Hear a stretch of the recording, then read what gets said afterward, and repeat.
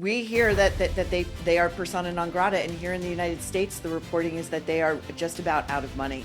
Well, if they're out of money, this does pose the question, where are they going to live? It's code for if they divorce. There's absolutely no way back for Meghan. I think he's doing things differently, but I think he's probably not as radical as his father was. There's a point where I think a lot of people ask, why does the royal family have to be quite so rich? I don't think Charles would have sold off 20% of the land. He was very proud of the Duchy. I think this is when his way of talking about modernising it, he said he wants to make royal with a small r. There's a slight sense to pin all the Andrew problem on the Queen, and I think that's grossly unfair. Everyone sort of trots us out that he was her favourite. Do you not think that he was? No, I don't think he was. He was the one she worried about. He was potentially where trouble lay.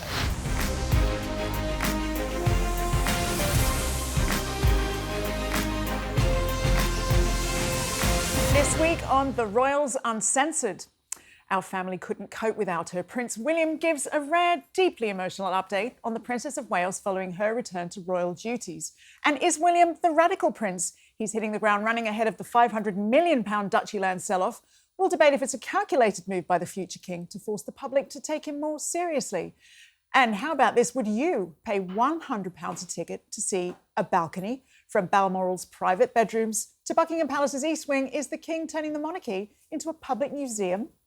And following the release of the Andrew files, we speak to a royal insider about what Her late Majesty really thought about her favourite son. And it's the Great British Scone War. OK, I've probably said that wrong. I know there's going to be a lot of debate raging in the comments section. Is it scone? Is it scone? Is it scoon? We'll tell you. But Meghan's been capitalising on a royal scone confession, while all traces of the Sussexes are currently being wiped from Frogmore Cottage. I'm Katie Nicholl. And I'm Jo Elvin. And of course, as ever, we're alongside Grant Harold, our resident royal butler, to keep us all on point with our etiquette. Although, as I'm Australian, very good luck to you there, sir. Very good luck indeed. Okay. When it came to etiquette, we really needed Grant, didn't we? We went to the Royal Windsor Horse Show, Jo and I, with Grant, for a sneak peek behind the scenes of how it all worked. It was a wonderful day out, and we got taught how to get into and out of a carriage with elegance. Can I say the two of you would have passed off as the perfect royal ladies doing that? I thought 10 out of 10. OK, I'm liking the 10 out of 10. What a terrible, terrible thing we do suffer for our work. Isn't it awful here? Well, in a moment, we'll be joined by royal author Robert Hardman. But first, as the mercury soars in the UK, the working royals, they haven't stopped for a second. They are sweating, guys, sweating. Let's look at how they've been keeping busy this week. Well, the King made a really moving visit to a newly redeveloped Macmillan Cancer Centre at York Hospital. And Prince William has been in the Isles of Scilly. We'll hear more about his work there later on. And Princess Anne, the hardest working royal, she flew to Greece to mark the 85th anniversary of the Battle of Crete. And guess what? There's plenty of drama brewing in palace circles, and we'll be sinking our teeth into all of it. Now, for more, let's go to the US, where I'm very pleased to say we're joined by Daily Mail columnist and host of The Nerve, Maureen Callahan. Maureen, welcome. Thank you so much for being here. Thank you so much for having me. We are delighted. I want to come to you first. Now, Prince William has been incredibly candid recently and spoke to Heart Radio about how proud he was to see his wife return to royal duties. Before I ask you about that, let's take a quick listen. So proud. I'm very proud. She's been amazing. She's been through so much in the last couple of years, particularly. And she's been looking forward to the Italian trip a lot. And so I'm really glad it went really well. And she wanted to go and do lots of research. She spends God knows how much time now looking through all the paperwork. She's a proper pro on early years. And so most evenings I'm fighting to get past in the bedroom all the paperwork that she's got lined up ready to read. So I'm so pleased it went well for her. And I think she came back buzzing. Wow, Maureen, we've got some insights there into the emotion and to a messy royal bedroom. I think we're not really still used to this more candid side of William, although he has relaxed a lot in recent times. How does that play for you and for Americans as a whole to see just more of the private inner world of Prince William? You know, it's so interesting you mentioned this. I was having that exact same thought watching that clip, which I had seen about a day or so before. This is a really wonderful side to see of William. It's the Diana side. It's the side that's willing to be personal, to be human, to open the door a little bit. We understand he's a much more private person. But, you know, when he did that piece with Eugene Levy, the Canadian comedian, and sat down and spoke about the most difficult year of his life, I mean, that was incredibly moving. And I think because William isn't always so open, isn't always so emotional, that when you do get those glimpses, it feels that much more authentic, and that it's a deliberate look into when he lets you see the family has been through things. We have hurt. Catherine came through a crucible. It really lands in a way that the other stuff over in Montecito just does not. Well, we'll get onto that in a second, but it's interesting, isn't it? Because that emotional connection that Catherine's had through her health battles really resonates with people all over the world. But how do you think a monarchy moves forward with tradition and marries that with that personal side? Because there's a lot of people in Britain who I think probably still cling to the idea that royalty should be above any sort of like almost human frailty. Does that land with the Americans, that point of view?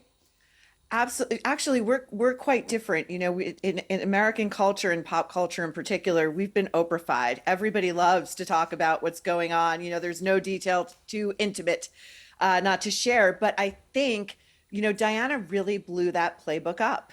And she really radically altered the monarchy. And I think America is looking toward a future King William to save the monarchy and to streamline it, to modernize it. The thing with Catherine as well, which I'll never forget, when she was sort of forced to speak to the world and divulge what was going on with her, and I really felt for her in that moment, because you could tell there's so little that they do have that's private, and one's own health is about the most private thing you've got.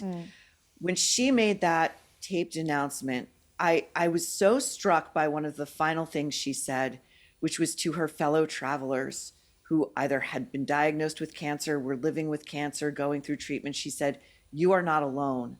She made that statement so much larger than herself. And I thought in that moment, you know, I say this quite a bit, I think she's the most royal of them all.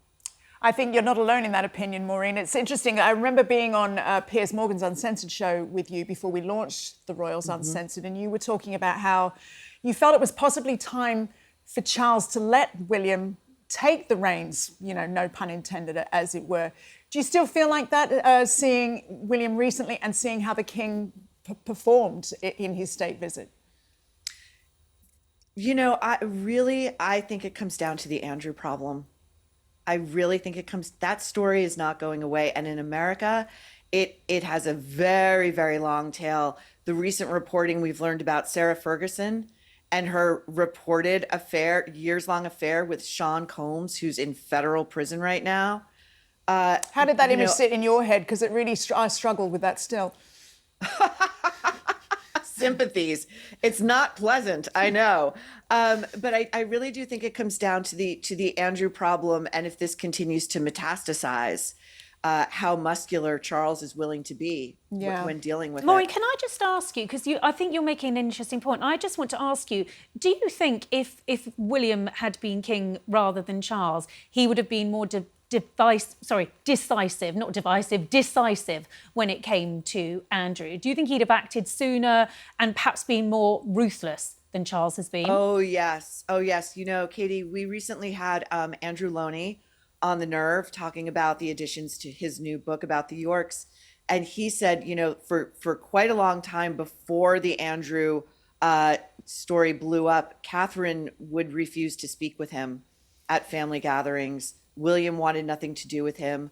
I think it's an absolute yes. I think when there is a King William and Andrew will be fully expunged. I do think Harry and Meghan, I think their titles will be stripped, and we in America will be cheering him on.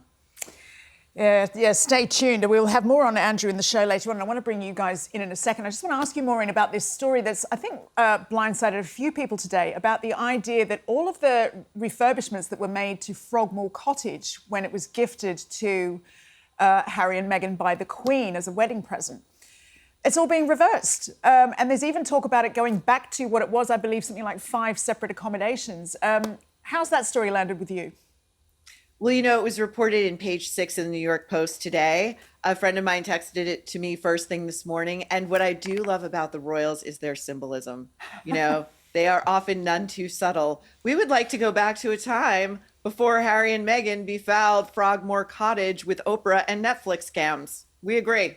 I don't think you're alone there. Katie, what do you think? I mean, it's interesting. It looked to me like a perfectly nice place, but Prince Andrew turned his nose up at it recently. Well, I mean, more for him. I mean, I think they had the interior designer from Soho House come and deck this place out. It's got a freestanding copper bath. You know, you can knock Meghan for many things, but actually her sense of interior design is pretty beautiful. It's lots very contemporary, lots of nudes, very clean, very fresh. Very white. It's very white. Yeah, It's very white. But to have spent all of that money, £2.4 million of taxpayers' money to refurbish it. Now, before everyone jumps down my throat, I know that Harry and Meghan paid that money back. But if this refurb goes ahead, particularly if they turn it back into 3 or 4 apartments, it'll be the taxpayer picking that bill up. And for me, at a time when the monarchy is trying to prove itself to be real and relatable, which it's doing very well with William, we've just spoken about that, why go and do something like this? Leave the house as it is. Someone can use it. Surely it doesn't need to be changed. Do you know what amazed me? Think of Clarence's house. The King, when I was there, or just before I was there, had it all redone after the Queen Mother. As far as I'm aware, apart from the odd bit of paint here and there, it stayed like that. So that money was well spent. I mean, I think everyone would agree with that. It just seems weird that this has just been done and suddenly they're going to go and put it back. And as you said, the money, the cost it's going to, you know... I'll live there. Maureen, would you live there? In Frogmore? Yeah. I understand it's quite remote, though, from London. Pretty gardens, Maureen. Beautiful, beautiful gardens. Beautiful gardens. Used to love walking around the gardens there. It's a special place. But do you think it's... Carry on, sorry. Oh, no. It's beautiful. I agree. Go on. No, I was just going to say, do you think that there's been some debate about, you know, whether or not Harry wants to try and come back into the fold and have more of a role back in public life in Britain, whether or not Meghan wants that? But do you, as you said, is this, you know, a stark symbol from the royal family about where they stand on this being the end of Megxit once and for all? You know, what I constantly hear from reporters who come on the nerve is that Charles would like to have some sort of reconciliation. He would be open to it, but it is without Meghan. Meghan cannot be part of the picture. I mean, it's code for if they divorce and Charles is still king. I think that door is closed with William firmly. I'm sure you guys have heard the same thing. But we hear that they are persona non grata, and here in the United States, the reporting is that they are just about out of money, Harry and Meghan, and things are dire. Well, if they're out of money and Harry does get the security that he wants to come over here, this does pose the question, where are they going to live? Somewhere will have to be made available to them. If the whole security aspect is an issue why he can't come over, he'd have to stay on a royal residence. And if Frogmore is no longer theirs, I mean, I'm sure an apartment at St James's Palace or somewhere might be found, but it does pose a bit of a question in terms of then coming back as a family, which we know Harry wants to happen. Also, Maureen, this idea that it's code for if they get divorced, he'll be welcomed back. Surely we're not having those conversations, are we? Surely no one in the royal family is being that cynical. Really, I think so. I do think so. I mean, remember, they were ruthless when it came to Diana. They were ruthless, and they're in America. Our view of it is there is absolutely no way back for Meghan. Meghan does not want to go back. She has burned those bridges. They're having a lot of trouble monetizing what they used to be able to monetize, which was their connection to the royal family, which was secrets of the royal family. The information supply has been choked off. So, you know, the stories are that, you know, they may need to downsize that $14 million Montecito mansion. The reporting most recently in the New York Post is that Meghan, she denies this, or Camp denies this, but that she is actively looking for acting work, which is a far fall for her. And do you have any views on what they could or should do now if things are that dire? I think that what Harry should do is something I don't know that he is any longer capable of doing, which would be to metaphorically fall on his sword, beg for forgiveness, do hard, humble work to earn back a modicum of trust. You know, we started off talking about William opening up about what a difficult time Catherine had, the triumphant solo trip she had to Italy. if Harry, the irony of ironies, it's almost Shakespearean. If Meghan and Harry had just bided their time, done their work, kept their heads down, that awful year that William and Kate had, that would have been Meghan and Harry picking up the rope. Their time to shine, their time to show what they could do, and they blew it. They blew it. It's a shame. I think a lot of people agree with you. Thank you so much, Maureen, for joining us. We hope you'll come back again. Oh, I would love to. Thank you so much for having me. Thank you, Maureen. Well, I'm delighted to say that this week we're joined in the studio by author of Elizabeth II in Private, in Public, the inside story by the wonderful Robert Hardman. Welcome to the show, Robert. Thanks, Katie. Hope you're not going to get fired for not being on the other one. But if you do, you've made record sales out of this book and it's been endorsed by President Trump, nonetheless. Well, congratulations. Thank you. It's a fantastic read. I want to start, please, by diving in and talking about Prince William, because we've seen him really busy over the last couple of weeks. He was in the Scilly Islands over the weekends. We've been reading all about this sort of fascinating idea of selling off some of the Duchy of Cornwall over the next 10 years, £500 million he wants to make to invest into tackling the homelessness issue. So my question is, are we seeing a radical prince, do you think, in Prince William? Is he really sort of modernising the royal family, doing things differently? I think he's doing things differently, but I think each generation does. I mean, I'd say he's probably not as radical as his father was. I mean, when Charles was the age that William is now, by now he'd had serious, roused, sort of podium-thumping speeches that had really called everyone from the architectural establishment, the health establishment, the educational establishment. You know, he was putting down markers of the sort of country he one day envisaged he would be king of, and he was prepared to run up against the government. I mean, when he was setting up his Prince's Trust in the early days, there were serious issues. There were some rumblings of discontent at Downing Street. Mrs. Thatcher's government wasn't happy with it. So, yes, of course, you know, it's because we're seeing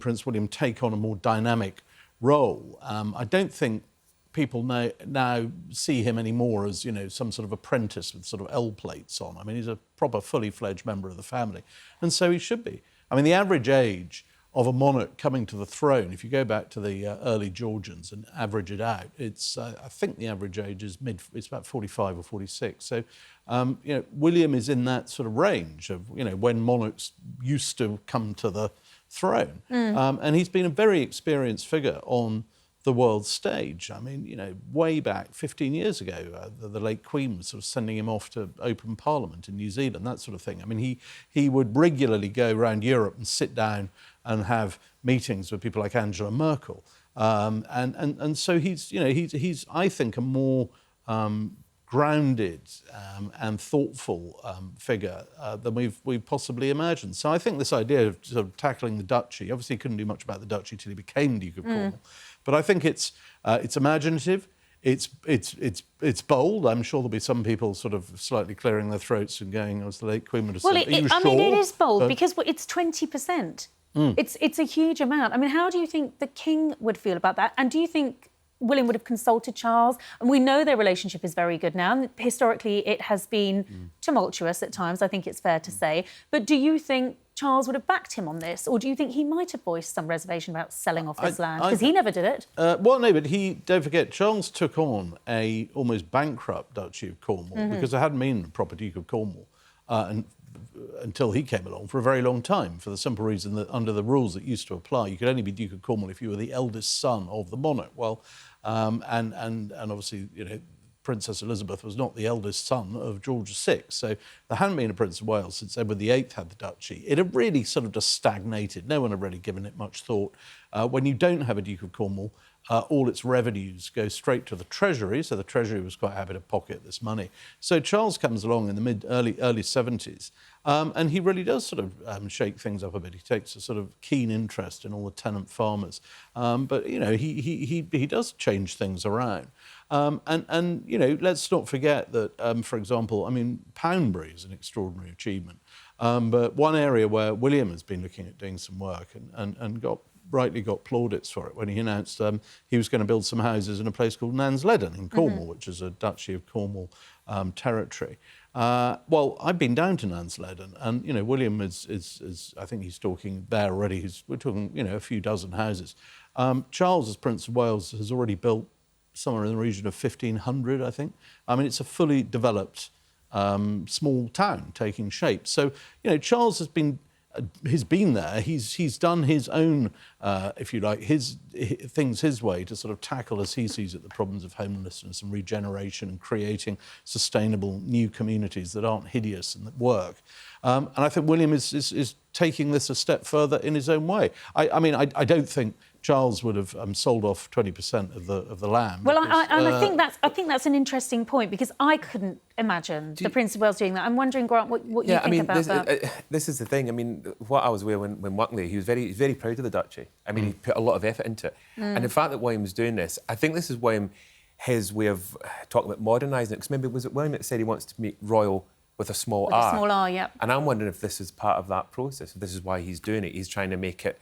Because I think one thing about William also, he didn't like I think he doesn't want people thinking he's got all these properties and he's got all this wealth and all this money. I think he wants people to think he's like all of us, and especially with some of the charities he's involved in. Giving it away is radical, though, Jo, isn't it? It is bold. Robert says bold, and I agree with him. I'm going to ask you, Robert, probably an uncomfortable question, is you're touching on what you said, Grant, is, you know, we accept that the royal family is wealthy. We accept that they have all this land, and you know, we want more transparency from William, and we applaud him for being more transparent with his tax affairs, etc.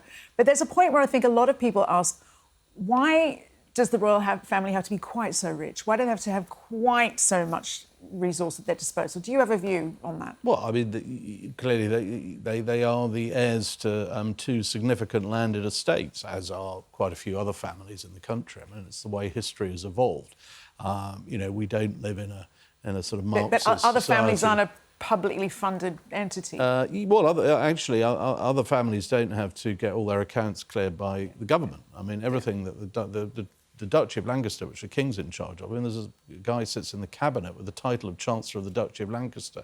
You have a cabinet minister signs off on the accounts. All the accounts of the Duchy of Cornwall, they all have to be approved by the Treasury. These aren't. I think we've got into the sort of place where people think that the royals can do with these duchies what they like, as if they were the Duke of Westminster or you know, the Duke of Norfolk or one of the other dukes.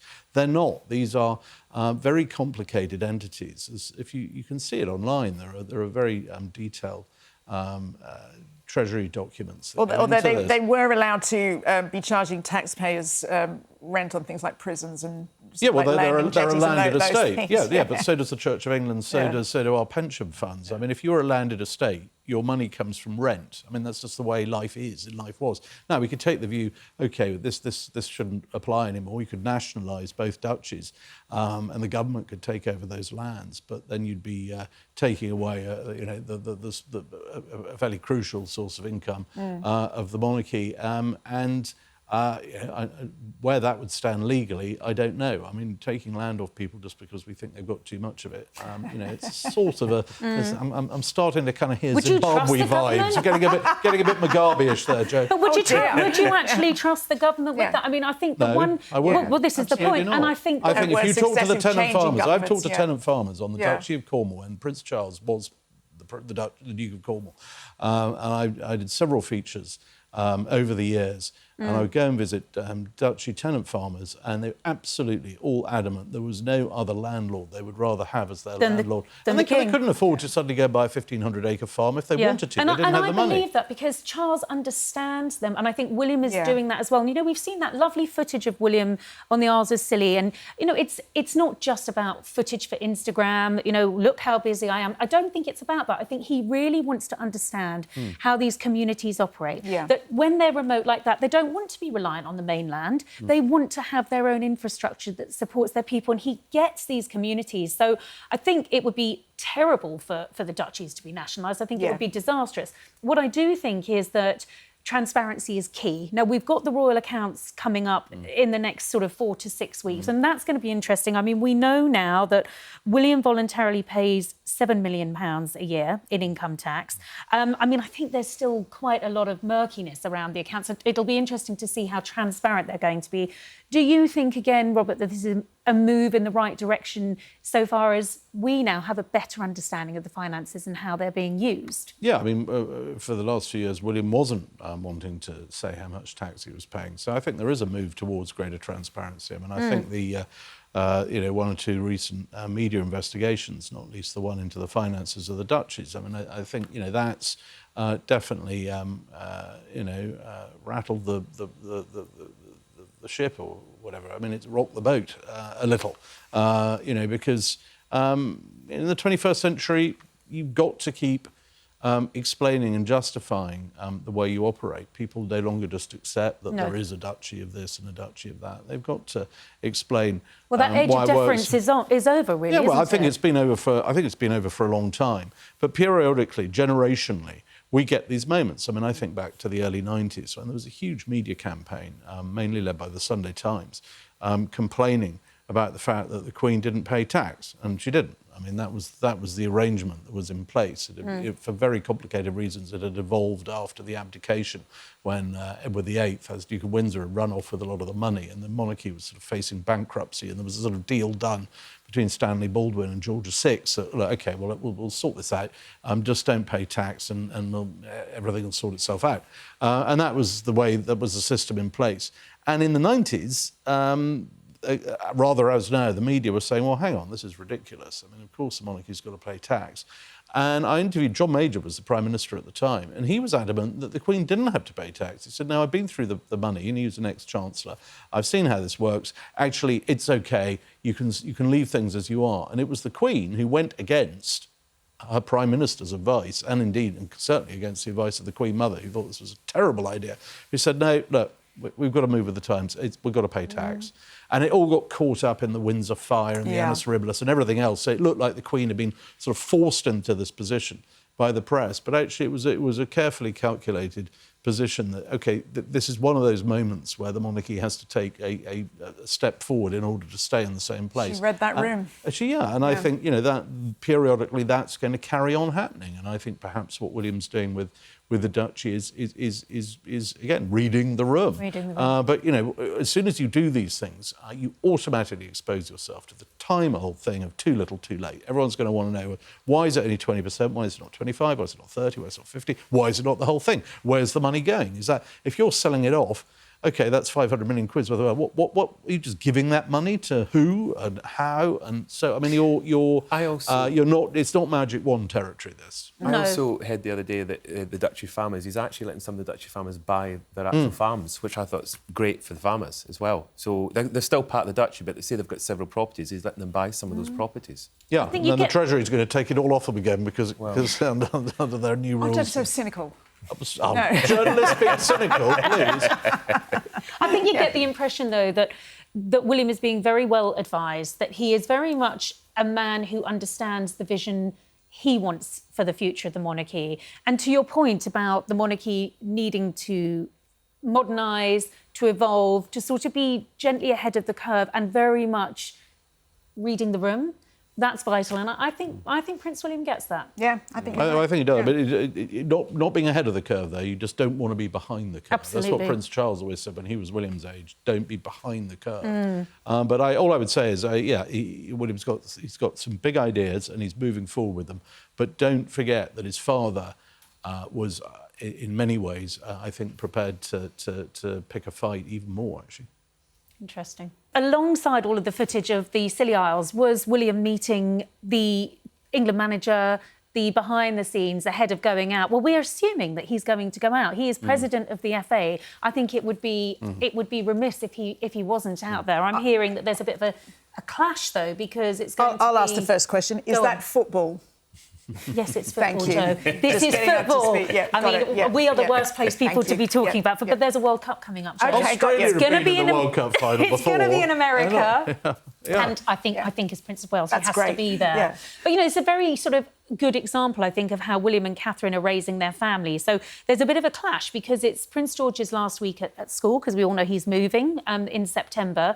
And, of course, they'll want to be here for that. There'll be sports days and all sorts. Oh, that's very stressful. Very I think I'd go to America and watch the World Cup. I think William needs to be over in America for the World Cup. Race. Doesn't want to be in that dad's race. Do you think he'll go out there, Robert? Yes, I do. Seriously? I think I'm quite sure. I think they'll want to sort of time it right because once you sort of hitch your banner to an England World Cup campaign, things can go disastrously wrong, as they usually do. So you've got to time it right. As president of the FA, and as we know, as a football fan, I mean, God, we saw him, at the final with Aston Villa. That was real and relatable, wasn't it? Yeah. No, I mean, there's no question. He emotion. loves football. But he also has to be careful because there are other realms are taking part. Not least Scotland. So you can't overdo the England thing. You've got to remember you're the future king of lots of other places. But as head of the FA, of course he's going to go. I think he probably won't go for the opening game. I think they're spread over 3 countries, anyway, Canada and the US and Mexico. But I think we'll definitely see him there.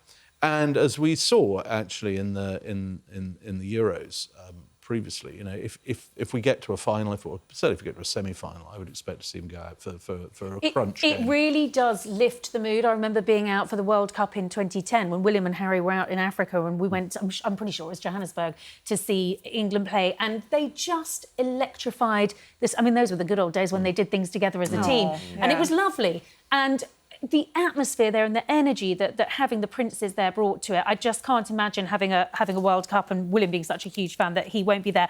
And let's not forget it's the 4th of July celebration. Well, this is what I Might was they gonna say. couple things here? Of course. Go on. I mean, this is Go on, give us a scoop, Robert. Well, I don't know, but I mean, given that the US is holding is one of the 3 hosts of the World Cup, and the World Cup coincides with the biggest event since the 200th anniversary in 1976. I mean, this is enormous. I mean, I was in Washington the other day with the King. The whole of Washington's covered in all these banners, Freedom 250.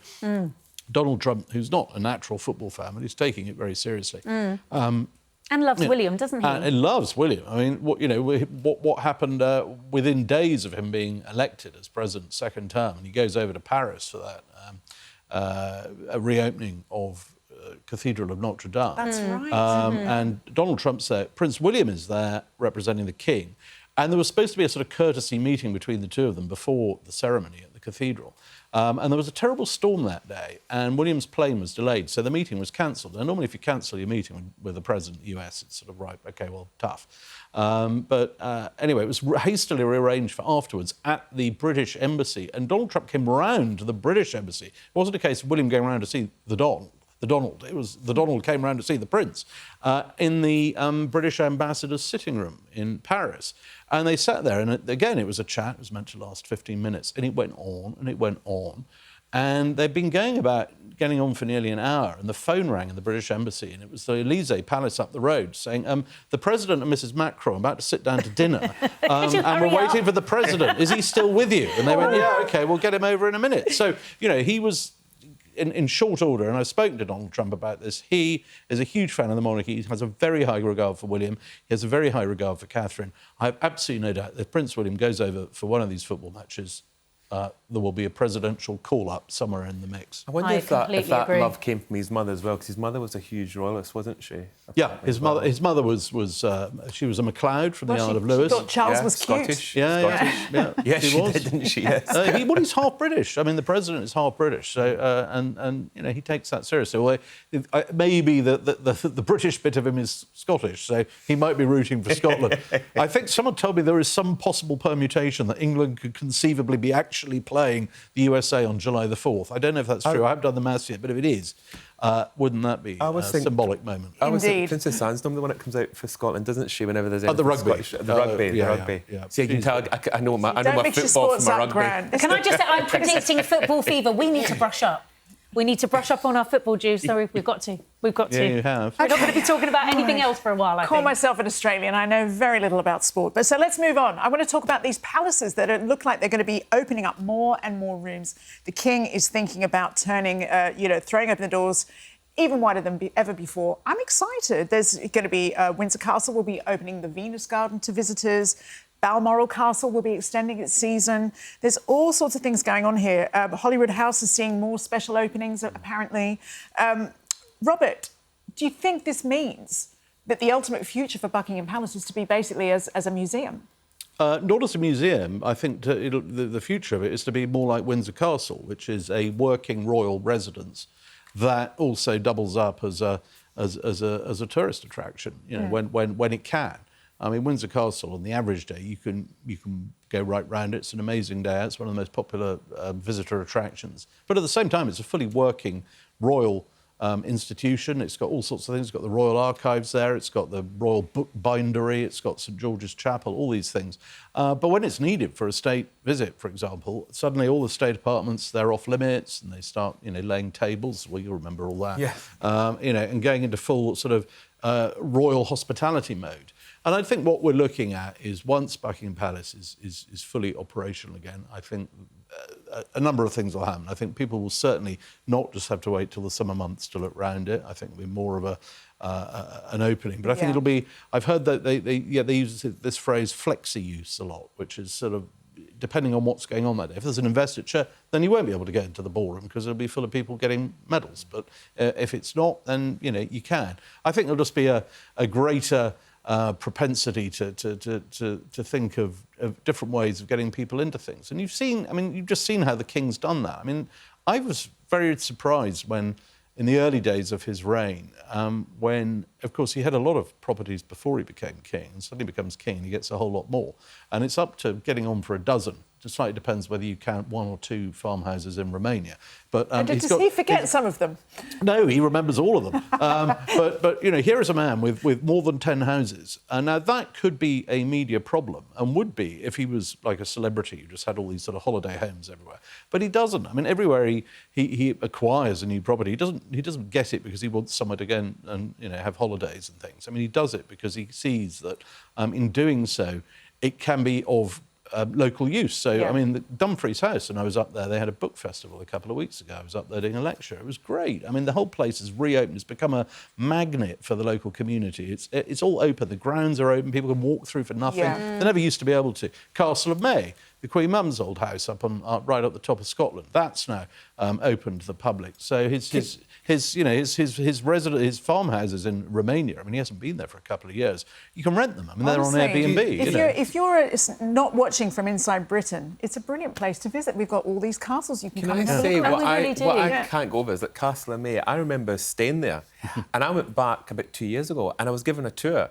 And when I saw my bedroom that I used to stay in, my bedroom was at something out of a 1950s movie. It was very plain, very basic. It was freezing cold. Oh, he does suffer. I went in. It was like a 5-star hotel. So obviously the money that's been generated from all this is great because it's gone back into the properties. Indeed. And it's like Hollywood Palace. I mean, seeing those rooms, I think it's the breakfast room and the sitting room. And the Queen's dressing room, they've all been opened up now. It's fantastic because these are rooms that just don't get used if they're not there. No, look, here they are here, and you can see them. And I was actually speaking to the lovely guy who curated the exhibition for a piece that I was writing for Vanity Fair, because, as you say, you know, anyone watching this internationally, and we know we have a big international audience, this is a big pull for them to be able to come over here and see the insides of these palaces. So, tell us more about this Vanity Fair piece that you did on Hollywood, and something about the private quarters of the Queen. Well, yeah, as Grant was saying, it is the private quarters that are now open to the public for the very first time, only for 100 days. It can't be for the whole time. But is that like a trial that might be I think extended? it probably is. I mean, in the same way that they've just extended the exhibition of the Queen's dresses, the Royal Collection,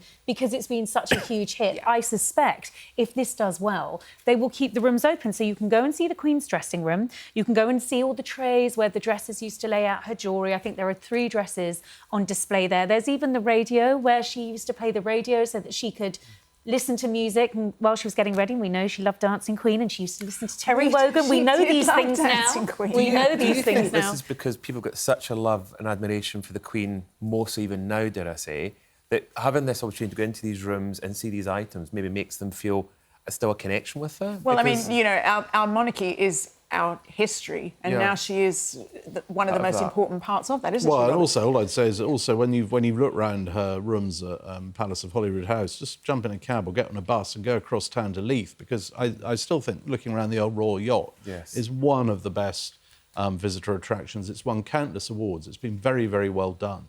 And that is the only place you can actually see the Queen's bed. You can actually see where she slept. You can look through and see into her cabin, which is actually very modest. It's very austere. She had one of the last functioning sets of G-plan furniture. Most people had stuck their G-plan furniture on a bonfire long What ago. is G-plan but furniture? It was sort of it was all the rage in the 50s or 60s. It was this sort of wooden furniture. It's the IKEA of its day. Oh, wow. And they had some on the yacht. The Queen thought it was fine. It's functional. Why get rid of it? And Wood floats. Yep, and you go. I mean, but Britannia, I think, is so sort of evocative of her because it was the only home that she designed herself. It's the only place. All the others, she inherited all the other castles. Everything else came with being queen.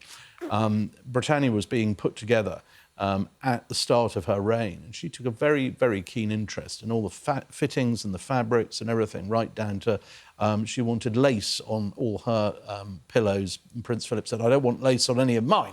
And there were these were the sort of issues. She was choosing door handles and lamps and sofas and all this stuff. Prince Philip was very involved in the more in the sort of the structural side, the shape of the hull, the colour scheme, what engines go Would where. you not have loved to have seen a bickering session between Philip and Elizabeth over about the soft decor? furnishing. Oh yeah. One of the But things Robert, I think you make a really good point about it being the intimate details, whether it's the bed or something that she's designed. And if you're not Grant, who's actually seen That's these what I things was- in yeah. real life, this is an opportunity to do it. I mean, Absolutely. you've got to see it all, But Grant. you know what's interesting? What I was going to say was that the way they've done it, they've opened up the wall space. They put this kind of glass in so you can look in. And I remember many years ago, the King knew I was going to go to Britannia. He hadn't seen it at that point.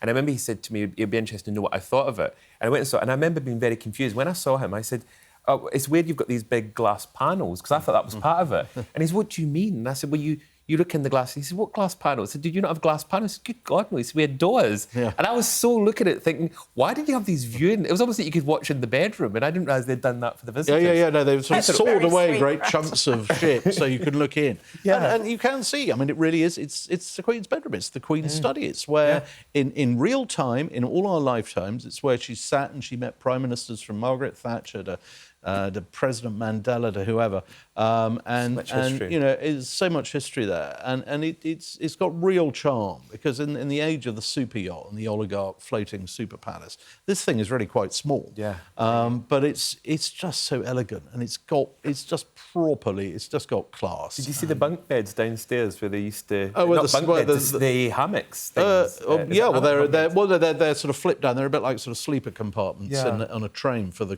crew. I mean, it's pretty pokey down below for the crew, and you can look inside the captain's cabin, and it's all laid out for the captain's breakfast. It was called the Flag Officer Royal Yachts, and there's only two things actually. And I talked to a former captain of Britannia. There were two things that annoyed him. One was the fact that, for whatever reason, I don't know, they've just stuck teddy bears all over the ship. I think it's to appeal to The children. Queen liked teddy bears. Yeah, There's but- a teddy bear at Holyrood House Palace that Yeah. apparently used to come out every time she visited. But the captain of Britannia did not have a teddy bear at his breakfast table, but he does now. He does now. And the other thing is that at the breakfast table, he has a rolled-up copy next to his. He's got this sort of plastic reproduction fried breakfast.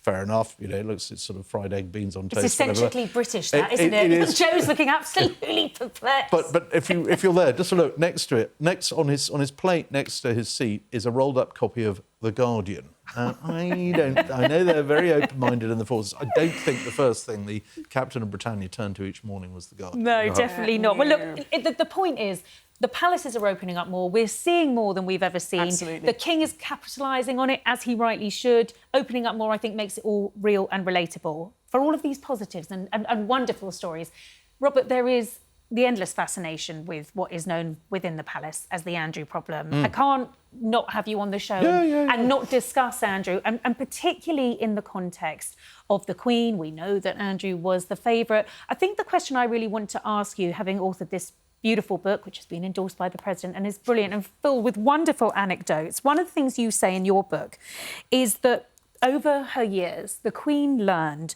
that a problem deferred is a problem magnified, i.e. that idea of compartmentalising, which she did brilliantly well and would often bury things in the early years of her reign.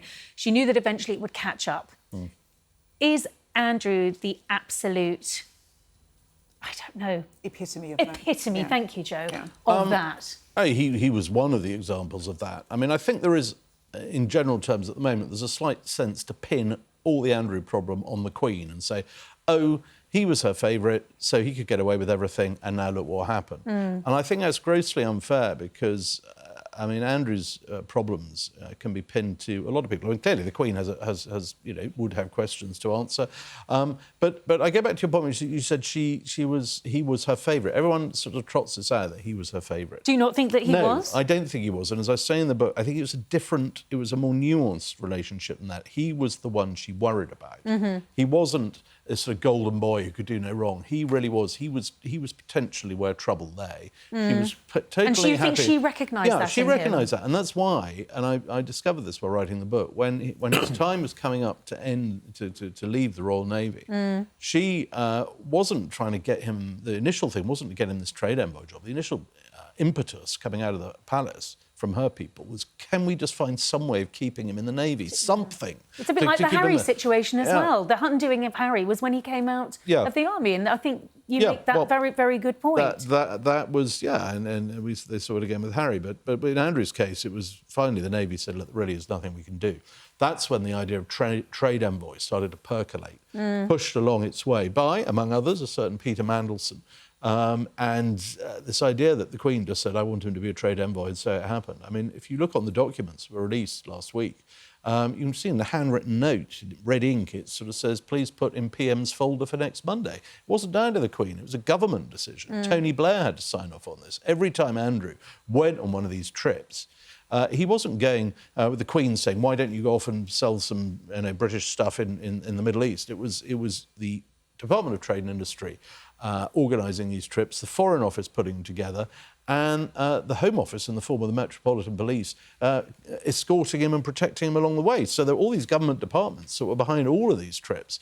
And to say it was all the Queen's fault, I think it's completely wrong. Yeah, I would agree with you. I must ask you, what do you think the Queen would make of it today if she were here? I think everyone is just...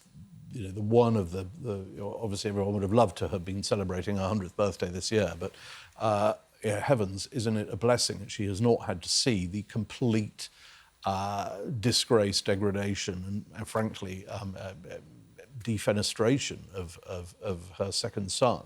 I mean, she did live to see the disaster of the Newsnight interview. She had to take that decision to kick him out of public life. That was one of the most painful things she ever had to do. And you say in your book he was very angry about losing the royal titles and his patronage. Oh, he was, as you might expect. Initially he was allowed to present it as being his decision. But, it certainly wasn't his decision. He was told, this is what you've got to do, and you can, if you want, you can say that it's your decision. So that's what he did. But literally within days of stepping back from public life in 2019 after the disastrous Newsnight interview, he was already starting to row back on it. He was already sort of saying, yeah, but I think I might just go off to this pitch at the Palace event I'm just organising in Bahrain. And he was still leaning on the Queen to try and sort of reverse some of these things. And that's when, and it was very hard on her, because he would do this. And that's when Prince Charles really stepped up. Yep. And sort of held her hand, if you like, and said, no, we're going to do this together. He is not coming back. Yeah, and when Prince William intervened, and it was interesting because we were speaking earlier in the show with Maureen Callahan, who thinks that William would have been far more proactive. Jo, you've had some quite good insight into the police investigation at the moment, haven't you? I can't take the credit. I was just so fascinated by... Well, there was a really interesting piece in The Times a few days ago, I'm sure you saw it, Robert, that's saying that they've... Obviously, we all know that over the weekend, the police have broadened this investigation into misconduct in public office to look at possible sexual misconduct allegations, sort of like making the point that misconduct in public office can have this broad tranche of misbehaviours. And there's been some speculation that the reason for that sort of like branching out into other areas is because they're finding it difficult to find the concrete evidence that they need. Despite having searched all the residences. And of course, Andrew denies all allegations of wrongdoing in terms of public misconduct. But there was this really interesting point that they want some unredacted emails between Prince Andrew and Jeffrey Epstein. But they need to apply to the US Department of Justice for those, and that's going to take a very long time, if ever, to get those. And, the more and more people are now saying that actually all of this will come to nothing, particularly if we get to a point where you need to subpoena the king to give evidence in his own court. I And mean, that is not Robert, going what's to your happen. take? Well, that's That's not going gonna to happen. happen, But no. I mean, it does explain why. I mean, I went just the other day when the King was in Washington and there was this big noise about he should meet the victim, the Epstein victims. Why is he not meeting them? He can't. I mean, he simply can't. He is the fountain of justice. He can't start entering in any way, getting anywhere near a live legal proceedings. And it is complicated because there's stuff in America, there are different jurisdictions there. The British authorities are saying, well, can we have this stuff? And, you know, there are protocols for dealing with this that have to be gone through. I mean, it's very complicated. I mean, I think it's a point worth making at the moment. You know, it's really Brits have been in the firing line on this mainly. I mean, the only person who's in prison is Ghislaine Maxwell. Yeah. And Prince Andrew's been sort of effectively, metaphorically taken out and shot. But I mean, there's As has Mandelson. I mean, we've been more proactive, haven't we, than across the as pond? well. So yeah, and I think this idea that the sort of the King has been sort of slow off the mark and that William would have been much tougher on this. I don't buy that, actually. I think the King has been leading the way on this. I don't think Prince William... I think Prince has been very happy to leave it to the King. This is really awkward family stuff. And you know, as I say in the book, the only person who actually rang up Prince Andrew, as was, to commiserate on the night he lost all his titles, was Prince William. Yeah, it's very telling, who isn't does, it? who, you know, yes, he has obviously we know he has a great sensitivity on the whole mental health front, and there is no question that Andrew's mental health is in a very bad place, and so you know it's partly to do with that. But the King, I think, was very quick off the mark in doing, as soon as the Mail on Sunday had revealed those emails that showed essentially Andrew had not been telling the truth about when he finished his relationship with Epstein. Well, as soon as that came out, within days. The palace wasn't just saying, "Oh, well, hang on, you know, there are more questions to answer." It was brutal. It was right titles, all the titles again, including your birthright. You're not going to be prince anymore. All the honours again. And the last time that had happened to anybody was to a grandson of George III, who'd been a traitor in the First World War. I mean, Andrew was getting the full traitor treatment. Do you think? And that the king could not go any further. Do you think if he's never actually found guilty, could he then get his titles back? Could it be reversed? Do you think he would want it reversed? Do you think he would turn around and say, well, I want my titles back, I want to the be... title Sure, loss love it. is the issue that you brought up. It was like pretending that he'd cut all contact with a known paedophile and sexual offender. That was the issue of the title strip, wasn't it? Yeah. So I don't know. Whatever details come out vis-a-vis... I mean, there are so many different strands to the Andrews/Epstein story, but, I mean, the bottom line is that he had misled, if you want to put it charitably, the public, the family, the world, by sitting there saying, nope, that's it, I had nothing more to do with him, and suddenly there are all these emails saying, oh, yes, you did. Well, you know, that's if you want to hold all these exalted positions and then effectively lie on TV, it's not good. Grant, I'm just going to say no to the Yeah. answer to I that think so. question. Yeah. Because the impact it would have potentially on William's reign would be devastating. Yeah. We will talk about Andrew again, but on to serious matters. When the going is tough in this country, what I love is that people really will get exercised about the stupidest stuff just to distract us. But, you know, and here we are, Prince William on his Heart Radio interview in the Isle of Scilly with Amanda Holden and Jamie Thiessen the other day, talking about let's take a listen. Prince William, what do you do? Think carefully. I love that I'm the authority on scones. I can only tell you what I learnt from my grandmother, and she had the cream on first. Oh, she did? Yeah, she did. Okay, there you go. That is the Devonian way. Cream on first, jam on top. I'd always go with that. But then the Cornish way is the jam first and then the cream on top, but then I think the jam makes the cream slippy and it slips off. I But think it that slips makes off sense into too. your mouth. So, I mean, that's not a bad It tastes thing. delicious either way. Team Amanda Holden, Team Cornwall over here. I think I'm alone, but it is one of those things that really, if you're watching again from outside of Britain, it is one of those things that really divides this nation. Can I say, Jam or cream I first love on the your fact scone. a royal has spoken, a future king has spoken, And that's it. I think the debate's over. I think it's finally I think settled you're after absolutely all wrong. these years. He is also, as we've discussed at length, the head of the Duchy of Cornwall. So how do you do it? That's Cornwallian. How do you do it? You put the Jam first. jam and then the cream. But that's because you're Australian. You're doing it upside down. That's all that's happening here. You're doing it upside down. You're just confused. I'm going to refer you to the Cornish yet again, Mr. Harold. It's that thing where it's like, for me, the jam is the sturdy base for the cream. Robert, you're being very quiet. Are you scared to actually pick a No, side? I'm afraid I'm with the late Queen and with Prince William. Surprise, surprise. I do it the Devonian way. No, but honestly, if you put the cream on first, it's a bit like you put butter on and then jam on toast. You would never put jam on and then butter on top. Yeah, the sort of the sort of lighter dairy element goes on first. But I would say, yes, Prince William is Duke of Cornwall, but I think he's sort of on brand because actually the Duchy of Cornwall doesn't own that much land in Cornwall. Most of its land is in Devon.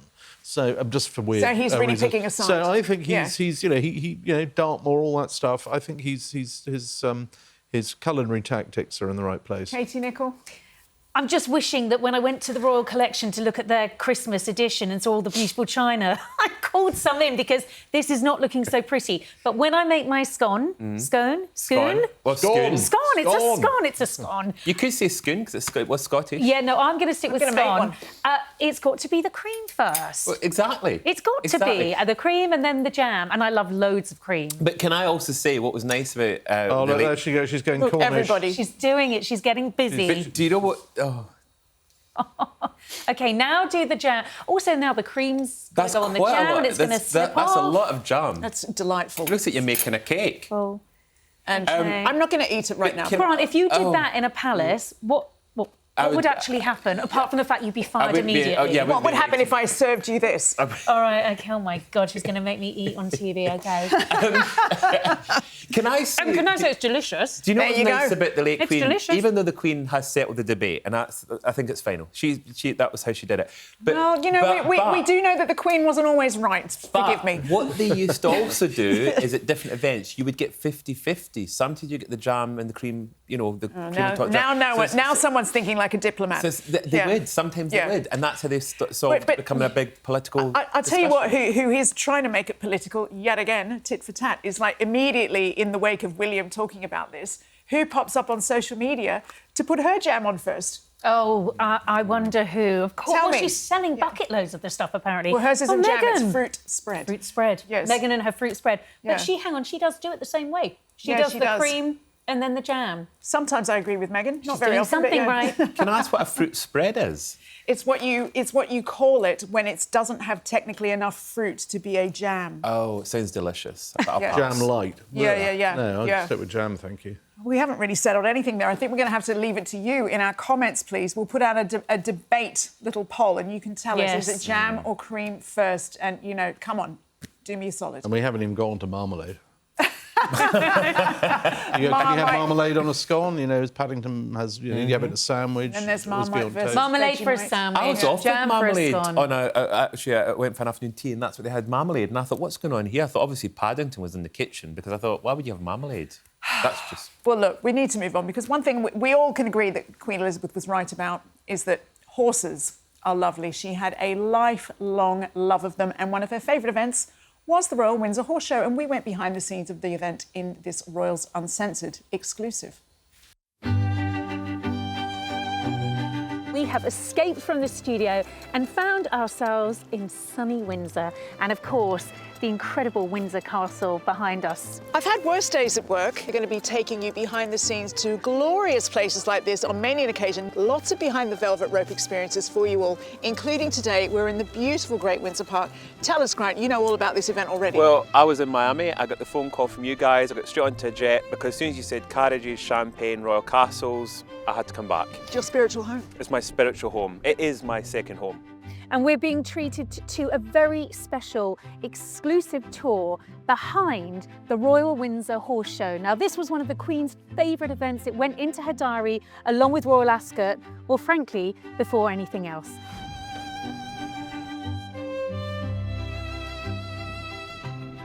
This is your trusted carriage, literally your carriage awaits. I don't think anyone's ever said that to me before. Those horses look quite judgy. That's not our usual calibre of person. That's very nicely done. Is Done it? you? Hi. Okay. Come on, Joe.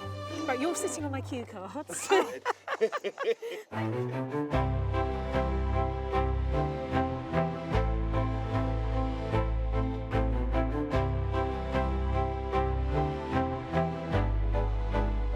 Nick Brooks-Ward, welcome. Welcome to your very own carriage. It's lovely, isn't it? It's beautiful. Thanks to the Royal Mews. So you are Director of Operations for the Royal Windsor Horse Show. So if it all goes wrong, it's Yeah, I down to blame you. other people. How long have you been doing this for? So the last 20 years, the late great Geoffrey Cross founded it back in 1943, and it was designed to raise money for the war effort, for the local environment. And the Queen, Princess Elizabeth and Princess Margaret competed in the very first one, and they won a trophy. It's the Princess Elizabeth Cup, and it's still presented to this day to the best mounted services regiment that we have, the Household Cavalry, the King's Troop, all those, for show jumping. I absolutely love that the Queen won a prize in the very first horse show. It just shows what a lifelong passion the whole, everything equestrian was to her. She never missed a show in her whole reign. She was there from start to finish. She would have all her horses competing.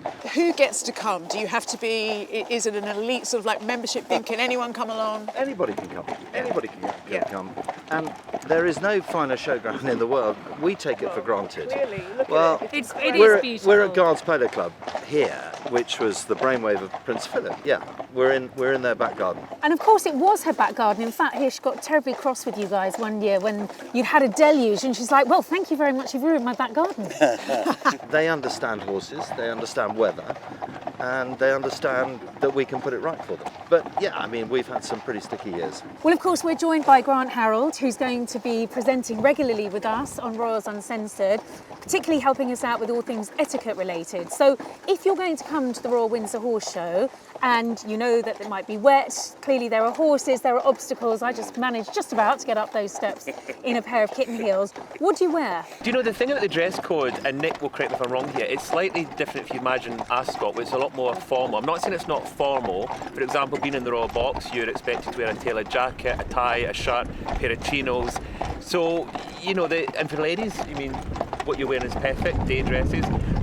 So you've still got to be smart and elegant, if you like, but Ascot's obviously a little bit more, I think a little more strict when it comes to the dress codes. But also, Grant, sensible footwear. See, this is really important. Maybe that's why the Princess of Wales often favours a wedge. Yeah. She does. It's safe and it's safer as well, isn't it? One of the things that's so lovely about the Royal Windsor Horse Show, Nick, is that it has evolved with the generations of royalty. And of course, you've got Lady Louise Windsor taking a really active role, haven't you? She comes and helps with us in the driving, and that's really brilliant because she is a fabulous. She's a national champion in carriage driving, which is the sport that her grandfather Prince Philip started. He wrote the rules. Now Lady Louise is a national champion in carriage driving, and the Duchess of Edinburgh has absolutely fallen in love with driving. She carried with Prince Philip, famously. He taught. But she's continued it. She's continued And it. he's doing it with Louise, I think is lovely. He taught them both to drive, which is absolutely fantastic. The Duchess competes in what's called, it's very much a social thing called attelage, social driving. But Lady Louise, she loves her competition. She is a fighter. Same as her, Same as her grandfather. Great-grandfather, Yeah. Oh, This is wow. the long walk. Look at that. There is the long walk. Cheers. Cheers to Royals Uncensored. This is the life we were supposed to be having. I'm used to this life. This is it. Yeah, we know. I'm Yeah. done with Uber.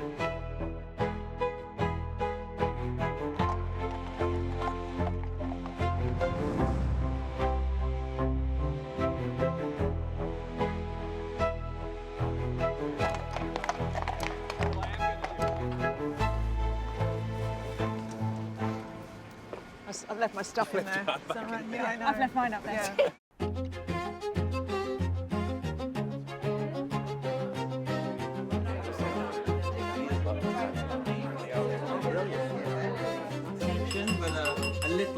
I'm the show director for Royal Windsor Horse Show. It's a really beautiful show. Late Queen came every year, and it is England at its very best. It is quintessentially English, and there is no other show like it in the whole world. Enjoy your lunch. Thank you. Come and sit with me. Okay. Right, and you're the etiquette expert, okay? It's not exactly state dinner level, but give us a quick tour through. I mean, it's not far off state dinner level. Fingers are allowed with bread, right? Fingers are allowed with bread. Remember, the first thing you can do is your napkin. Napkin etiquette. So what I would do, open your napkin out, fold it in half, and then ladies would have the crease away from them, exactly like that, because then you can pick the corner off and then dab. And the only other thing to remember is starting outside, work your way in, that's the golden rule. And conversation-wise, you're supposed to speak to, for you, I'll be speaking to the lady on your right for the start and the main course. And if it's brewing the coffee, then you'll talk to myself. Well, that's what the Queen used to do. And it causes a chain reaction. And it also means that everybody has got hopefully somebody to talk to. That doesn't mean, though, that I ignore you through the first and second. You do. Technically, you do. Technically, you're going to... Unignorable. So what the Queen would do, she would get their attention. She would literally turn around to them and just start, as soon as there's a sudden break in the conversation, she would grab them. She would have done the research before. The advisors would remind us. So it's very small talk. Nothing personal, nothing intrusive. You know, you don't ask about divorces or relationships.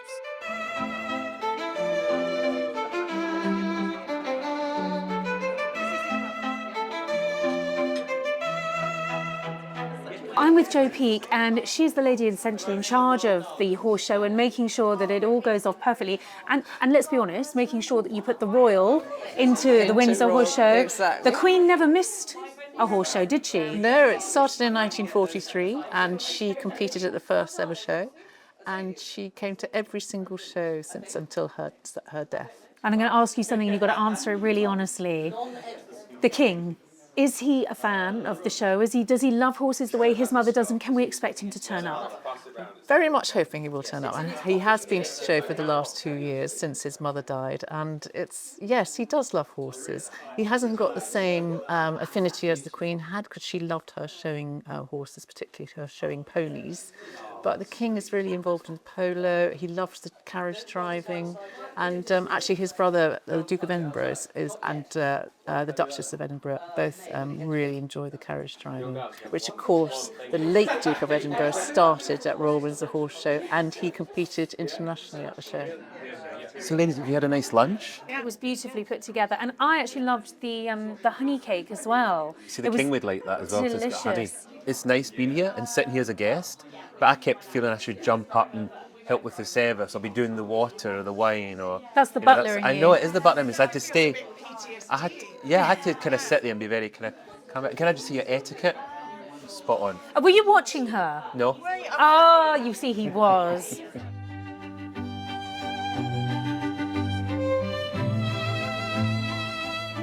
Well, that's the end of a fabulous long day here at Windsor. Oh. For me, it brought back a lot of memories, attending royal weddings and different events. What about you guys? Yes, I think there is a real sense of nostalgia. Fantastic. But it's like there's the nostalgia, and I think maybe being Australian, coming from such a young country, it just blows my mind when I'm in that carriage. I'd love to come back, actually. Well, let's do that. Cheers to us. Cheers. Cheers to another successful Royals Uncensored day. If we can stay at the castle the next time. Sure, you can arrange that. I'll do a full call. Oh, that was a dreadful day, wasn't it? Terrible. I mean, the things they make us do on this show. Don't know how we do it. Absolute torture. Do you like the Windsor Royal Horse Show? I love the Royal Windsor Horse Show. It was actually where Princess Elizabeth won her first ever prize for anything. Yes. 1944, won the Dog and Pony Show. The Pony and Trap competition. Princess Margaret won her section as well. They both came home with trophies. Always a pro, always a pro. That's our Robert as well as our late Queen. Now, that is it, unfortunately, for this edition of the Royals Uncensored. A huge thank you to our guests, Maureen, Callahan and Robert Hardman. If you like what we're doing and want to see more, all you have to do is like and subscribe. From myself, Katie and Grant, bye for now. We'll see you next week.